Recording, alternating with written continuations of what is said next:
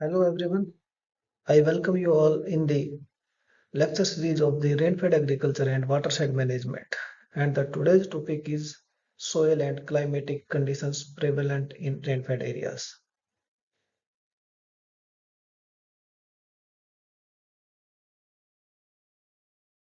अब वो specific climatic conditions जो रेनफेड एरियाज में होती है वो हम सबको पता है दैट इज वेरिएबल रेनफॉल कि रेनफॉल केवल एक सीजन में नहीं हर साल वो वेरी करता रहता है और वो जब वेरिएशन होता है वो उस एरिया की जो उत्पादन शक्ति है या प्रोडक्शन सिस्टम है वो उसको अनसर्टेन कर देता है।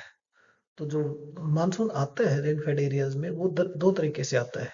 एक तो है साउथ वेस्ट मानसून जो बहुत सारी जो बारिश है लगभग 75% बारिश हमें इसी से प्राप्त होती है और भारत के ज्यादातर हिस्सों में भी बारिश इसी मानसून से होती है। तो साउथ वेस्ट मानसून जो जून से लेकर सितंबर तक सक्रिय रहता है ये भारत की अर्थव्यवस्था के लिए या एग्रीकल्चर अर्थव्यवस्था के लिए बहुत महत्वपूर्ण है। और ये जब साउथ वेस्ट में मानसून एंटर करता है तो वेस्ट कोस्ट से करता है जो हमने देखी अरेबियन सी की तरफ से ऊपर की तरफ जा रहा है और दूसरा जाता है बे ऑफ बंगाल से दो तरफ से इंडिया को ये कवर करता है साउथ वेस्ट मानसून। अब ये जो साउथ वेस्ट मानसून पूरे इंडिया में लगभग बारिश करता है तो इसको एक दूसरा मानसून भी साथ साथ फॉलो करता है जिसको हम कहते हैं north east monsoon mountain monsoon. अब ये जो नॉर्थ ईस्ट मानसून है ये सप्लीमेंट करता है रेनफॉल पहले जो मानसून है उसकी। यानी जो पहले बारिश हुई है साउथ वेस्ट से उसके बाद जो फसल लगती है उनको ये इरिगेशन देने का काम करता है और ये भी मेन सोर्स है अपना इरिगेशन का या वाटर रिक्वायरमेंट की पूर्ति का। अब जो विंटर रेनफॉल रिसीव होता है वो मेनली जो माउंटेनियस डिस्ट्रिक्ट है नॉर्थ ईस्ट इंडिया की नॉर्थन पार्ट ऑफ इंडिया की जिसमें पंजाब हरियाणा साउथर्न पेनिनसुला का बहुत बड़ा रीजन आता है और उसके बाद कुछ बारिश ऐसी होती है जो हमें स्प्रिंग में भी मिल जाती है वो आसाम में बंगाल में और नॉर्थ ईस्ट के स्टेट हैं जहाँ माउंटेन्स बहुतायत में है वहां पर हमें ये बारिश स्प्रिंग वाली बारिश मिलती है। अब बात करते हैं कि बारिश होती कैसे है। तो इसका एक जर्नल सा खोज है कि जो बारिश होती है वो एनुअल राइज इन टेम्परेचर के कारण होती है। जो जमीन के सरफेस के ऊपर का वो टेम्परेचर हाई हो जाता है हाई होता है तो वहां से गर्म हवा ऊपर की तरफ उठती है तो समुद्र से हवाएं चलती हैं जैसे इस पिक्चर में भी दिखाएगा हवा चलती है और वो अर्थ सरफेस की तरफ मूव करती है जिसको हम सी ब्रिज के नाम से जानते हैं।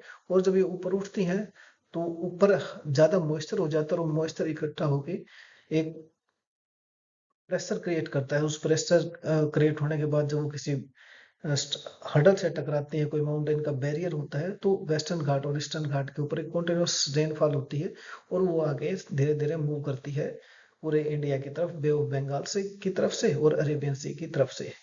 तो असल में जो मॉइस्चर लेडन एयर करंट होते हैं वो अराइज होते हैं ऊपर की तरफ और जब अनलिमिटेड हाइट पे चले जाते हैं तो टेम्परेचर कम हो जाता है। टेम्परेचर कम होगा तो जो इवोपरेशन के द्वारा जो वाटर ऊपर गया था वो ठंडा हो जाता है। जब हीट लूज करता है तो वेपर्स किस में कन्वर्ट हो जाती है लिक्विड में और लिक्विड का बाहर बढ़ता है तो उस हिसाब से वो बारिश नीचे की तरफ आती है। और जब ये बारिश लंबे समय तक चलती है तो आपको पता होगा जैसे जैसे नवंबर का महीना आता है ब्रेक आ जाता है तो उसको क्या कहते हैं वो ब्रेक क्यों आता है कि जो विंड्स होती हैं लैंड सरफेस के ऊपर जो नॉर्थ वेस्ट से आती है वो ड्राई होती है कोल्ड होती है और जब वो मेन को कारण बन जाती है कि इस साइड जाते हुए हवाएं और उस साइड से आते हुए हवाओं का जो तालमेल होता है तो ड्राई होने के कारण कोल्ड होने के कारण वो रेनफॉल की टेंडेंसी होती है वो कम होती चली जाती है। और इस हिसाब से अगर हम देखें रेनफॉल के आधार पर तो इंडिया को हम तीन भागों में विभाजित करते हैं। हैवी रेनफॉल जहां पर बारिश 1150 एमएम तक आती है, मॉडरेट जहां 750 से 1150 तक और लो रेनफॉल एरिया जहां पर 750 एमएम से नीचे रेनफॉल होती है। और उसके बाद हम बात करते हैं भी इस जो बारिश होती है इसका वेरिएशन क्यों होता है कि वेरिएशन एक जगह बहुत ज्यादा बारिश होती है जैसे हमने अभी पिछले स्लाइड में पढ़ा 1150 एमएम से ऊपर और कुछ ऐसी हैं जहां 750 एमएम से नीचे होती है। तो ये वेरिएशन होता क्यों है? तो ये वेरिएशन इसलिए होता है कि जो जोग्राफिकल पोजीशन होती है उस लैंड सरफेस की वो सी के अराउंड है, लैंड सरफेस के अराउंड है, वो जोग्राफिकली बहुत हाइट पे है, बहुत नीचे है, माउंटेन्स हैं, रिवर्स हैं, पोन्ड्स हैं, ये सारी चीजें एक बड़ा कम्युलेटिव इफेक्ट डालती हैं, जिसके कारण मॉनसून का वेरिएशन होता है। अब जब ये मॉनसून का वेरिएशन होता है तो इतना, जो आप इस पिक्चर में देख रहे हैं जिसमें भारत का नक्शा अलग अलग कलर से दिखाया गया है, तो आप देख रहे होगे जो ऑरेंज से कलर का है वो सारा एरिया, जैसे जम्मू कश्मीर का, राजस्थान का, हरियाणा का भी पार्ट आता है, गुजरात का हिस्सा है, ये वो एरिया है जहां पर 600 mm से नीचे बारिश होती है। और जो सेंट्रल इंडिया से पेनिनसुलर रीजन से होता हुआ लाइट ग्रीन जाता है, ये वो एरिया है जहां पर 600 से लेकर 1000 mm तक की बारिश होती है। और जो डार्क ग्रीन आपको दिख रहा है, जो इसका एक बड़ा रीजन भी है जो डार्क ग्रीन दिख रहा है, जहां 1000 से लेकर 2000 mm तक बारिश होती है, ये वो बारिश है क्योंकि यहाँ से साउथ वेस्ट मानसून भी जाता है और यहाँ से नॉर्थ ईस्ट मानसून भी जाता है। और जो पेनिनसुलर रीजन एरिया है जो ब्लैक कलर का दिखा रखा है, यह माउंटेन रेंजेज है, समुद्र के बहुत किनारे हैं, गर्म हो जाता है जल्दी, इसलिए कंटिन्यूअस रेन यहाँ होती रहती है। इसलिए यहाँ पर जो बारिश है वो 200 mm से भी ऊपर चली जाती है, 2000 mm से भी ऊपर जाती है। तो जो ग्रीन वाला एरिया है ये वो एरिया दर्शाता है जहां पर 1000 से लेकर 2000 mm तक बारिश होती है। और जो नॉर्थ ईस्ट का रीजन है, ये गुजरात से नीचे जो हमारे पेनिनसुलर रीजन है, ये वो एरिया है जिसको हम डार्क ब्लैक कलर से दिखा रहे हैं। यहाँ पर 2000 mm से भी ज्यादा बारिश होती है। अब इसके बाद हमने देखा नॉर्थ वेस्ट मानसून क्यों आया और साउथ वेस्ट मानसून का। तो पहली पिक्चर में हम देखते हैं कि नॉर्थ ईस्ट मानसून है, ये ऊपर हाई प्रेशर होता है, क्योंकि लो प्रेशर और हाई प्रेशर बेल्ट बनती है। तो एक बात मान के चलो, आप ध्यान रखना, जब भी नॉर्थ ईस्ट मानसून होगी वो हाई से लो की तरफ मूव करेगी। और जो अपना साउथ वेस्ट मानसून है, ये लोअर प्रेशर बनता है अपने इंडिया में, और तब बे ऑफ बंगाल से और अरेबियन सी से जो सोयल मॉइस्चर है वो हवा मूव करती है, उसके कारण बारिश होती है।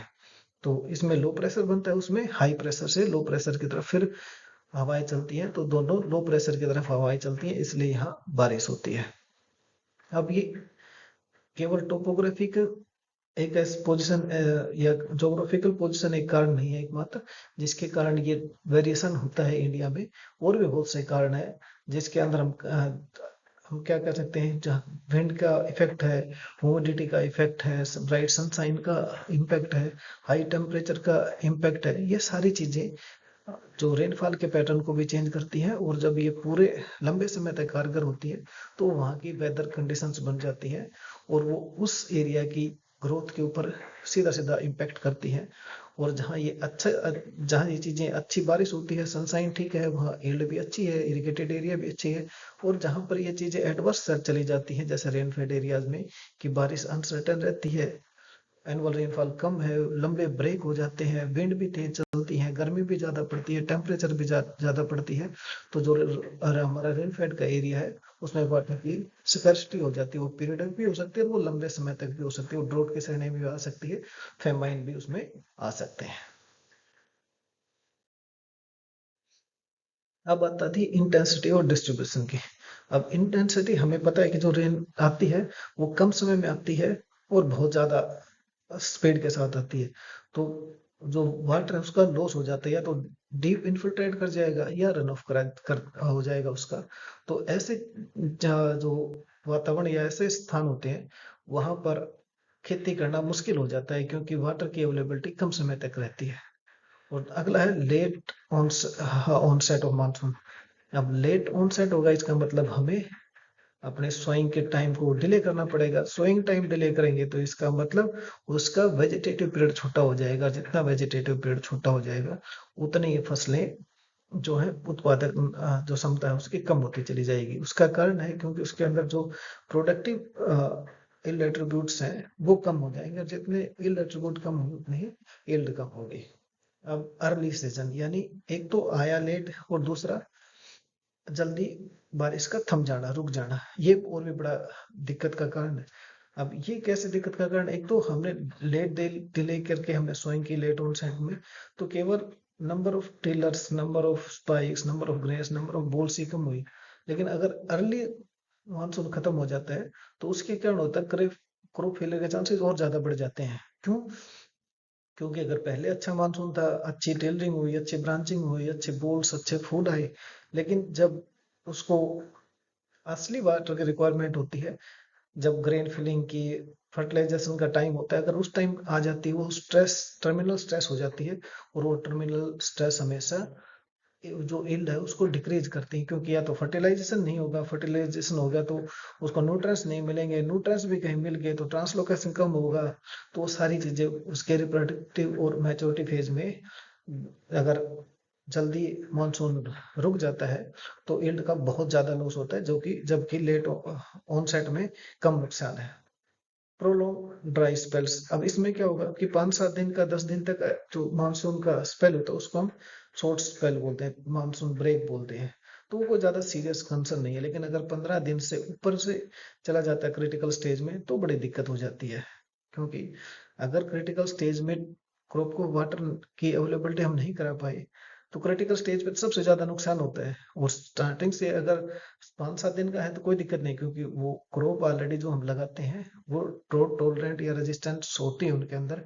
लेकिन वो तब तक है, तब तक उसकी क्रिटिकल स्टेज नहीं है। लेकिन अगर क्रिटिकल स्टेज पे जाएंगे तो हर क्रॉप में नुकसान संभव है। तो जो लंबे लंबे स्पेल होते हैं वो सोइल मॉइस्चर के स्ट्रेस को लेके आते हैं, और अल्टीमेटली यील्ड का रिडक्शन होता है। High evaporation rates, high operation में क्या होगा, जब फसलें लगाएंगे तो ग्राउंड कवर नहीं होगा, थोड़े समय के लिए बारिश होती है तो सनसाइन आएगा, सूरज की गर्मी पड़ेगी और वो मॉइस्चर जमीन से ऊपर उड़ जाएगा। अब इसको स्टार्टिंग में भी हमें बचाना पड़ेगा, और जब जब तक उसका कवर नहीं बनता तब तक भी करना पड़ेगा। तो हमें क्रॉप के सोइंग से लेकर हार्वेस्टिंग तक कोई ना कोई एग्रोनॉमिक प्रैक्टिस करनी पड़ेगी, ताकि उस इवोपरेशन का जो लॉस है उसको कम किया जा सके। क्योंकि एक तो बैरन लैंड रहेगी, ऊपर से हवाएं तेज चलेंगी, सनसाइन भी होगा। जब सनसाइन ज्यादा होगा तो सूरज की रोशनी ज्यादा पड़ेगी, सूरज की रोशनी ज्यादा पड़ेगी तो टेम्परेचर भी बढ़ेगा, टेम्परेचर बढ़ेगा तो ज्यादा इवोपरेशन और ज्यादा ट्रांसपिरेशन होगा। अगर वही चीज हमारे लिए बड़ी दिक्कत की है रेनफेड एरिया में, कि हमारे पास मॉइस्चर अवेलेबल नहीं है, इरिगेशन की फैसिलिटी कम है, जमीन के अंदर पोरोसिटी है वो ज्यादा है, उसको और उसकी एग्रीगेट्स की स्टेबिलिटी कम है। अल्टीमेटली हम मॉइस्चर को जो रूट जोन है उसमें ज्यादा समय तक कंजर्व करके नहीं रख सकते। तो ऐसी जगहों पे रेनफेड एग्रीकल्चर में हमें इस चीज की प्रॉब्लम आती है कि टेम्परेचर ज्यादा, सनसाइन ज्यादा, सनसाइन आवर्स ज्यादा, और इवोपरेशन के रेट ज्यादा, तो जिसके कारण यील्ड घटती है। क्लाइमेट के बाद हम बात करते हैं सोयल की करेक्टरिस्टिक्स की, जो रेनफेड एरिया में होती है। तो पहले है एल्वेलर सोयल। जो एल्यूवियल सोइल्स होती हैं ये लार्जेस्ट एरिया को गवर्न करते हैं, लेकिन ज्यादा समस्या वाली बात नहीं है। ये समस्या वहां और ज्यादा दिक्कत हो जाती है जहां पर ब्लैक और रेड सोइल्स होती है। ब्लैक सोइल्स और रेड सोइल में एक बड़ा दिक्कत आती है कि इनमें क्रस्टिंग होती रहती है, और इसलिए प्रॉब्लम का कारण बनती है। तो जो नई सोइल्स होती है, एल्यूवियल सोइल्स, इनमें ब्लैक सोइल्स में क्या खास बात होगी, ब्लैक सोइल्स में पोर स्पेस कम होगा, तो जो बारिश आएगी, हमें पता है रेनफेड एरिया में कम समय में ज्यादा बारिश होगी, तो वाटर लॉगिंग की कंडीशन होगी, क्योंकि वाटर इन्फिल्ट्रेट नहीं कर पाएगा। माइक्रोपोर्स कम होते हैं, माइक्रोपोर्स ज्यादा होते हैं। एल्फी सोइल्स कौन सी सोइल्स होती हैं, जिसके अंदर जो आयरन और एल्यूमिनियम ऑक्साइड की प्रेजेंस जिसमें ज्यादा होती है, इंटेंसिव वेदरिंग हो जाती है हॉट और ह्यूमिड क्लाइमेट में, तो वो सोइल क्या कहलाते हैं, लेटराइट सोइल्स कहलाते हैं। और उस प्रक्रिया को क्या लेटरेटिक सोइल्स कहते हैं। अब इन सोइल्स में सबसे बड़ी दिक्कत क्या है, कि एक तो क्रस्टिंग हो जाएगी, कि जैसे बारिश होगी, बारिश होते हमने क्रॉप लगाई और अर्थ की क्रस्टिंग ऊपर से हो जाएगी, वो क्रस्टिंग हो जाएगी तो वो जो पौधा जर्मिनेट करना था वो जर्मिनेट तो कर जाएगा, लेकिन बेचारा इमर्ज नहीं कर पाएगा, क्योंकि ऊपर क्रस्टिंग की लेयर है। रैपिड ड्राइंग हो जाती है इन सोइल्स की, जिसका एग्जांपल हमारे पास रेड सोइल है। पुअर क्रॉप्स ग्रोथ होती है क्योंकि अनरिलायबल सोयल मॉइस्चर सप्लाई है, लो मॉइस्चर के स्टोरेज कैपेसिटी है ड्यू टू सेलो डेप्थ। यानी जो भूमि एलुअल सोइल्स की हमें जो मिट्टी मिलती है रेनफेड एरिया में, वो सतह कम होती है। अब कम सतह होगी उसकी उपजाऊ भूमि की, तो रूट जोन अगर कम है तो इसका मतलब न्यूट्रिएंट्स भी वहाँ कम है, न्यूट्रिएंट्स कम है तो ऑर्गेनिक मैटर भी कम है। वो तो अल्टीमेटली वो वाटर जमीन से नीचे चला जाता है, अनअवेलेबल फॉर्म में रहता है। और जहाँ ब्लैक सोर्स होते हैं वो तो वाटर इनफिल्ट्रेट नहीं हो पाता, वो रन ऑफ में चला जाता है। तो दोनों ही दिक्कतें इस एल्वल सोइल्स के साथ जो रेन फेड एरियाज है उसमें होती है। फर्टिलिटी लो है क्योंकि बारिश के साथ मैक्रोपोर्स हैं तो नीचे चली जाती है न्यूट्रिएंट्स की फर्टिलिटी, और अगर ब्लैक सॉइल्स है तो बैक की दूसरी साइड चली जाती है, तो नाइट्रोजन का, फास्फोरस, सल्फर, कैल्शियम इस जगह पे कम होती है और ये सोयल्स सूखने के बाद कंपैक्ट हो जाती है। लैंड डिग्रेडेशन होता है, सोयल इरोजन होता है और क्रस्टिंग हो जाती है। सोयल इरोजन भी किस तरीके से होगा? मेनली वाटर इरोजन होगा, क्रस्टिंग होगी तो जर्मिनेशन को जो इमरजेंस है उसको रोक देगी। तो ये इंपॉर्टेंट करेक्टरिस्टिक्स है रेनफेड एरिया की एल्विलर सोइल्स के अंदर। अगले सोयल है वर्टिसोल्स। वर्टिसोल्स हमने ब्लैक सोइल्स को भी कह सकते हैं इनको। ऐसे सोइल्स वर्टिसोल्स जिनमें 30 से लेकर 70% तक क्ले कंटेंट हो सकता है। अगर क्ले कंटेंट ज्यादा है इसका मतलब माइक्रोपोर्स ज्यादा है। तो इसमें क्या होगी, एक तो सबसे बड़ी बात तो सब फिजिकल कंस्ट्रेंट है कि एक तो क्ले कंटेंट ज्यादा हुआ तो वाटर की स्टोरेज कम होगी, क्योंकि थोड़े समय में बारिश होती है तो उसको एब्जॉर्ब नहीं कर पाती जमीन अपने अंदर, वो बह के चला जाता है। तो जब टिलेज प्रैक्टिस करते हैं, अगर वो पानी खड़ा हो गया तो हम टिलेज नहीं कर सकते। जैसे क्लेई सोइल आप देखते हो, अगर बराबर बारिश अपने इस बावड़ में के आसपास होती है और वही जाके यमुनानगर में अम्बाड़ा में होती है, तो यहाँ तो हम 2 दिन बाद हम टिलेज प्रैक्टिस स्टार्ट कर सकते हैं, वहां हम 10 दिन तक नहीं कर सकते। और रेनफेड एरिया में पता है कि already length of growing period है वो 80 दिन का, ड्राई फार्मिंग में और ड्राई लैंड में 120 दिन का। अब 120 दिन में से 10-15 दिन तो हम टिलेज प्रैक्टिस स्टार्ट करने में चले जाते हैं। तो वो इसका रेनफेड एग्रीकल्चर में जो वर्टिसोल्स होती है ये फिजिकल कंस्ट्रेंट बन जाता है और वाटर लॉगिंग हो जाती है। अगर बीच में बारिश आती है, ज्यादा बारिश आती है, क्रॉप ग्रो भी अच्छी कर रखी है, लेकिन बारिश आ गई तेज, अब वो वर्टिसोल्स है, क्ले कंटेंट ज्यादा, तो सूख नहीं पाएगी, जमीन पे पानी खड़ा रहेगा, तो हमें वहाँ हर जगह ड्रेनेज की फैसिलिटी प्रोवाइड करना मुश्किल है, तो क्रॉप वैसे खराब हो जाती है। लो सॉइल फर्टिलिटी होती है क्योंकि इसके अंदर जो नाइट्रोजन है वो लो में मिलता है और फास्फोरस भी अवेलेबल फॉर्म में नहीं मिल पाता जल्दी, वो फिक्स हो जाता है। लैंड डिग्रेडेशन होती है सॉइल इरोजन के कारण, क्योंकि वर्टिसॉल्ट से क्ले कंटेंट ज्यादा है तो वाटर का रन ऑफ होगा इसमें, वो ज्यादा होगा। अब अगर हम जमीन के अंदर से वाटर को अपलिफ्ट करके लेके आते हैं तो साल्ट एक्युमुलेशन हो जाएगा, खासकर उनमें जो लो लाइंग एरियाज होती हैं, क्योंकि बारिश का पानी आएगा तो हमें पता है कि करेक्टरिस्टिक है सैलिनिटी और अल्कलिनिटी रेनफेड एरिया की। तो बारिश होगी तो वो साल्ट्स मूव करेंगे रन ऑफ के साथ साथ, और जो उपजाऊ भूमि है, नीचे के एरिया है, वहां पर वो इकट्ठा हो जाएंगे, तो लो लाइन एरिया है वो साल्ट से भर जाएगा और वो एरिया भी धीरे धीरे कल्टीवेशन से बाहर चला जाएगा। इंसेप्टी सोल्स कौन सी सोल्स होती हैं? वो सोल्स होती हैं जो वीक होती है, नहीं होती है इनके अंदर। जैसे सेकंड पिक्चर में हम देख रहे हैं, तो ये हमें दिखाती है कि सॉइल फॉर्मिंग फैक्टर्स हैं, वो उनके कारण वीक सॉइल बनती है, नीचे हार्ड है ऊपर की वीक है। तो इसके अंदर अगर हमें खेती करनी है तो अप्रोप्रिएट कंट्रोल मेजर करने पड़ेंगे, क्योंकि जमीन नीचे सख्त है तो पानी ज्यादा नीचे जाएगा नहीं, बीच की जो ऊपर की उपजाऊ जमीन है जिसको हम रूट जोन भी कहते हैं, वहां खड़ा होगा तो वाटर लॉगिंग होगी और इस जगह पे खेती करना मुश्किल हो जाए क्योंकि एनारोबिक कंडीशन है। तो असल में जो इंसेक्टिसोल होते हैं इनके नीचे का जो मैटर होता है जिसको हम पेरेंट मटेरियल बोलते हैं, वो रजिस्ट करता है वेदरिंग से। तो ये क्वार्ट्ज का बना होता है और जो सिलिशियस सैंडस्टोन है उनसे भी बने होते हैं, क्योंकि नीचे का जो सरफेस है वो हार्ड है, ऊपर थोड़ी उपजाऊ भूमि के हमारे पास लेयर है, तो ये जमीन ससेप्टेबल है सोइल इरोजन के और वाटर इरोजन के, क्योंकि पानी खड़ा होगा नीचे जाएगा नहीं, तो वो भूमि की जो उपजाऊ भूमि है उसका रन ऑफ होना आसान हो जाता है। सोइल्स और एंटी सोइल्स में एक ही खास बात है, हमें इसमें ओरिजिन देखते हैं। सेकंड वाली जो पिक्चर है बीच वाली इंसेप्टिसोइल, इसमें देखो ऊपर सॉइल प्रोफाइल का जो पार्ट उपजाऊ दिखता है और नीचे हार्ड जो पेरेंट मटेरियल हमें वो दिखता है जो वेदरिंग को रजिस्ट करता है। जबकि अगली थर्ड पिक्चर में देखते हैं एंटी सोल्स, इसमें क्या होता है कि एंटी सोल्स में ओरिजिन लेस होती है, एरिड क्लाइमेट में मिलती है, तो ऊपर से लेकर नीचे तक अनउपजाऊ सी भूमि होती है, और ऐसे सोइल्स में स्वेलिंग और क्रैकिंग की संभावनाएं होती हैं, किसमें? जो हमारी इंसेप्टिसोल्स होती है, एंटीसोल्स में ऐसा कुछ नहीं होता। तो ऐसी सोइल्स दोनों प्रेजेंट होती हैं हमारे रेनफेड एरियाज में। और ये ना वर्टिसोल्स में भी दिक्कत है क्योंकि पानी खड़ा हो जाता है, बह के चला जाएगा। इंसेप्टिसोल में जो हमारी क्रॉप की ग्रोथ, जो रूट जोन की जो स्पेस है वो थोड़ा है, और जो हमारा इंसेप्टिसोल है इसके अंदर कोई होरिजन ही नहीं होता। होता, तो एरिड क्लाइमेट में डेवलप होती हैं और ऐसे सॉइल्स में न्यूट्रेंट का स्टेटस कम होता है।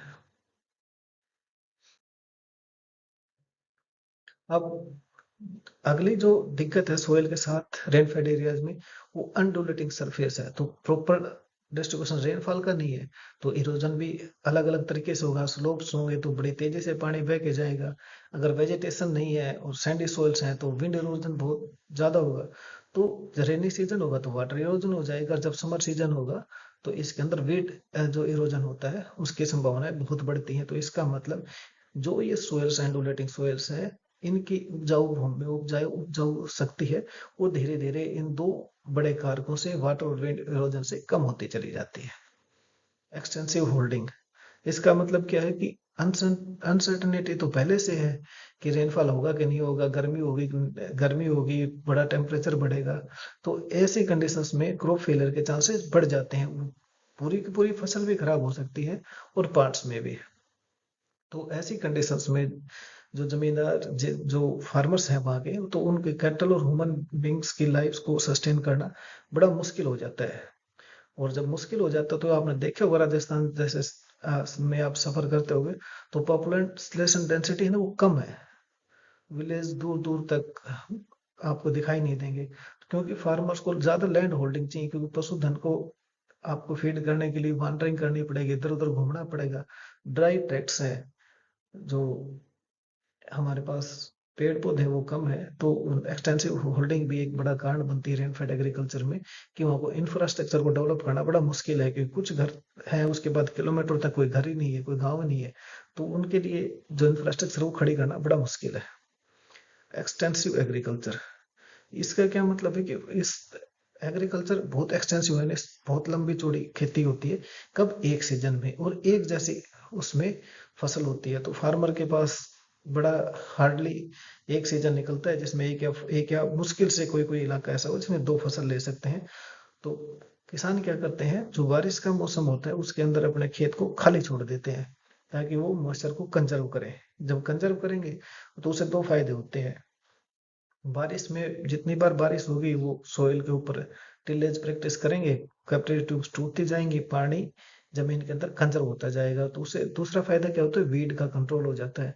तो उनके पास एक ही ऑप्शन बचता है कि उनके पास रबी की फसल ले ले, या कोई थोड़ी बहुत और बारिश हो जाती है नॉर्थ ईस्ट मानसून से, तो वो वहां पर एक मिक्स क्रॉप भी लेने की संभावना रखते हैं। तो उनके पास केवल एक ही चीज है, जो एक्सटेंसिव एग्रीकल्चर होता है वो इसी तरीके से होता है कि मानसून को आप फैलो रखो और आप रबी में आप सोइंग करो। अब सिमिलर टाइप ऑफ क्रॉप, ये हमने पहले भी डिस्कस किया, क्योंकि सारी की सारी जो क्रॉप होती हैं इस एरिया में, वो मिलेट्स में जाएंगी, पल्सेज में जाएंगी, या ऑयल क्रॉप में जाएंगी। तो एक जैसी जो क्रॉपिंग पैटर्न वहां देखने को मिलता है, या क्रॉपिंग सिस्टम कह लो, क्रॉपिंग पैटर्न यानी एक जगह पे वेदर कंडीशंस के आधार पे जब फसलों के लगाते हैं तो वो पैटर्न कहलाता है, और क्लाइमेटिक या कंडीशंस के आधार पे जो एस्टेब्लिश होता है वो क्रॉपिंग सिस्टम कहलाता है। तो जो एक तरह का वहाँ पैटर्न मिलता है, तो वहां पर एक ही तरह की फसल होगी और एक ही तरह का ग्रोथ और डेवलपमेंट होगा। तो जो भी इंफ्रास्ट्रक्चर डेवलप होगी, जो भी कंपनीज या फैक्ट्रीज लगेंगी, इंडस्ट्रीज लगेंगे, वो इसी हिसाब से लगेंगी, वहां पर केवल जो चॉइस है वो बहुत कम है। दूसरा, जो चॉइस है उनकी यील्ड कम है, क्योंकि पुरानी वेराइटीज हैं, फोटो सेंसिटिव वेराइटी है, लॉन्ग ड्यूरेशन वेराइटी है, फर्टिलाइजर इन रिस्पॉन्सिव वेराइटीज हैं, तो उनसे यील्ड कम आती है। तो उनसे तो कई कई बार तो जब ड्रास्टिक कंडीशन होती है तो उनको अपनी कॉस्ट मीट आउट करने में प्रॉब्लम होती है। पुअर मार्केट है प्रोड्यूस के लिए, कि जो प्रोड्यूस वहां पैदा होगा वो एक समय में होगा और एक जैसा, और ज्यादा मार्केट होगी तो गलत आ जाता है मार्केट में। तो डिमांड जो होती है वो कम होती है और सप्लाई बहुत ज्यादा हो जाती है, तो जो प्राइस मिलते हैं वो किसानों को सस्ते मिलते हैं। तो इसी यही कारण बनता है कि जो फार्मर्स की इकोनॉमी होती है वो पुअर होती है, और कैटल की हेल्थ होती है वो भी पुअर होती है। जब किसान के पास इकोनॉमी उसकी कम होगी, कैटल की हेल्थ या कैटल का से जो इनकम जनरेट होनी है वो भी कम होगी, तो वो असल में फाइनली क्या करती है, किसान की सोशल इकोनॉमिक कंडीशन और उसकी परचेजिंग पावर को कम करती है। तो उसके दुष्परिणाम होते हैं कि वहाँ की एजुकेशन सही नहीं होती, और वहाँ का डेवलपमेंट आसानी से नहीं हो सकता क्योंकि परचेजिंग पावर नहीं हो पाती किसान की। उसके बाद आती है wide spread deficiency disease in human being. जैसे क्या होता है कि वहां पर एडवर्स कंडीशंस में क्या होती है, बहुत ज्यादा न्यूट्रिएंट्स की आवश्यकता पड़ती है, कैलोरी वाले फूड की और फ्रूट्स की, वेजिटेबल की, जो वहाँ बहुत मुश्किल से मिलता है क्योंकि वहाँ तो मिलट्स होते हैं। तो जो वहाँ की चाहे ह्यूमन पॉपुलेशन हो चाहे पशुओं की पॉपुलेशन हो, उसके अंदर विटामिन और मिनरल्स की कमी हो जाती है क्योंकि माल न्यूट्रिशन होता है। डिजीज की डेफिशिएंसी, जो डिजीज होते हैं वो ह्यूमन बींग्स में बढ़ जाते हैं। तो वहाँ एक बड़ी विचित्र चीज है, जो लथाइरस स्पीसीज है वो अरर की जगह यूज की जाती है एज एन पल्सिस। और जो लथाइरस है, इससे एक बीमारी को जो होती है जिसको कहते हैं लथाइरिज्म, यानी सेप्टिक वीकनेस ऑफ लेग्स, की पैरों में दर्द होने लग जाता है। तो ये लथाइरस का फायदा क्या है कि ये बहुत जल्दी ग्रो करता है। फार्मर की जो कैटल है वो फीड करने के लिए उसको अच्छा सारा चारा मिल जाता है और लोग भी उसको खाते हैं उसको दाल की जगह। अब जो जो धीरे धीरे यही स्टेप उनके स्टेपल फूड में एक पार्ट के रूप में यूज होने लगी, तो गवर्नमेंट ने इसका जो प्रोडक्शन है वो बैन कर दिया। तो इस प्रकार अलग अलग डेफिशिएंसीज लोगों के अंदर आती चली गई। और अगर हम उनको अवॉइड करना है तो जो हमारी एग्जिस्टिंग सोयल और क्लाइमेटिक कंडीशंस हैं उनके आधार में हमें एग्रीकल्चरल प्रैक्टिसेस को मॉडिफाइड करना पड़ेगा। तुम रास्ते में कहीं खो गए होते, भूल कर भी अगर मेरे हम सफर हो गए होते, ये जो जिंदा नजर आ रहे हैं सच में फरेब हैं। तुम मेरे होते तो चांद झोली में गिर गए होते, इस चेहरे की सूरत और लाजवाब मिलती, मेरे इश्क के रंग अगर इस पर चढ़ गए होते, मेरे एहसास की तुम्हें भी लत पड़ गई होती, शाम हुई मेरे कांधे पे सर रख के सो गए होते, ये लोग जो तेरी जान के दुश्मन बने फिरते हैं कब से मेरे तीरों तलवार से मर गए होते, हर किसी को मुकम्मल जहां नहीं मिलता, तुम होती तो माही हम इससे भी सबर कर गए होते। तो रेनफेड एग्रीकल्चर और वाटर साइड मैनेजमेंट की इस श्रृंखला में हमसे जुड़े रहिए। धन्यवाद।